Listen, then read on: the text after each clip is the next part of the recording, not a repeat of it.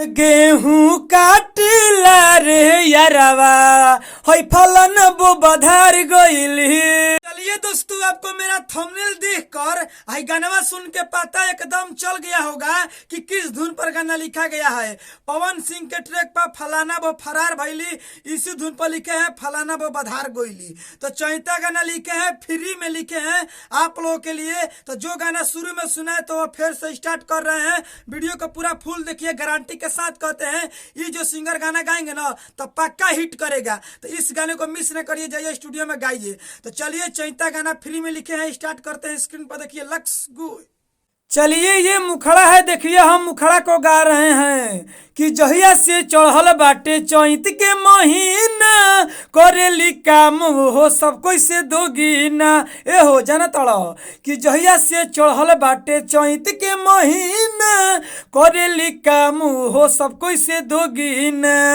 अरे कमर में हंसुआ बांधली हली, अरे बांधली हली, अरे बांधली हली। गेहूं काटिला रे यारवा होई फलन बो बधार गइली, कि गेहूं काटिला रे यारवा होई फलन बो बधार गइली। तो फाइनली हम मुखड़ा को गा चुके हैं। चलिए अब चलते हैं अंतरा में। स्क्रीन पर देखिए, चलिए ये अंतरा है, देखिए पहली का अंतरा को गा रहे हैं कि कोई के पलटी करवैली कटनिया, सब कोई के पीस के चटैली चटनिया। एहो कोई के पलटी करवैली कटनिया, सब कोई के पीस के चटैली चटनिया।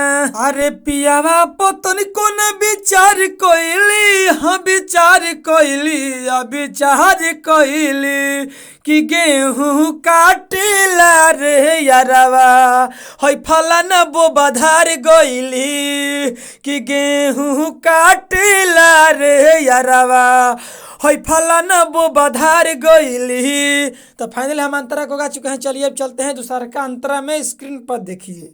चलिए दोस्तों, ये दूसरा का अंतरा है, देखिए दूसरा का अंतरा को गा रहे हैं। तीसिया मसूरी हो दिहली मिसवाई, चौकी में गेहूं दिहली पिसवाई। हाँ हाँ, तीसिया मसूरी हो दिहली मिसवाई, चौकी में गेहूं दिहली पिसवाई। राजा सिंहनिया से प्यार कइली, हाँ हाँ प्यार कइली, अरे प्यार कइली, कि गेहूं काटिला रे यारवा होई फलाना बो फरार भइली, कि गेहूं काटिला रे यारवा होई फलाना बो फरार भइली। चलिए दोस्तों, गाना समाप्त होने के बाद में हम बताते हैं गाना को रियाज कैसे करें और कुछ खास बताते हैं सीक्रेट चीज। तो इस बात को आप लोग ध्यान से सुनिए, नहीं सुनिएगा तो दिक्कत हो जाता है आप लोगों के लिए याद करने में गाना। तो जहाँ डॉट डॉट करके एक है तो बार बार बताते हैं कि एक बार गाना है, दो है तो दो बार गाना है, कोमा है तो सांस लेना है। उसके बावजूद आपको बता देते हैं हम आप सबके छोटे भाई राइटर राजा सिंघनिया और राइटर राजा भाई में आपका स्वागत है। अगर आप इनसे भी अच्छा खतरनाक पर्सनली गाना लिखवाना चाहते हैं तो स्क्रीन पर मोबाइल नंबर है, कॉल करके कम से कम खर्च में गाना लिखवा सकते हैं। हमारे चैनल को सब्सक्राइब नहीं किए तो सब्सक्राइब कर लीजिए यार, बड़ी मेहनत से वीडियो बनाते हैं। अगर दोबारा अगर गाना लेकर आएंगे फुल फ्री तो आप लोग के पास वो पहुंच जाएगा, इसीलिए चैनल को सब्सक्राइब करना ना भूलिए। कमेंट बॉक्स में कमेंट करके राय दीजिए कि आज के मेरा गाना कैसा है। अगली वीडियो मिलेंगे, इसके लिए बाय बाय, लव यू।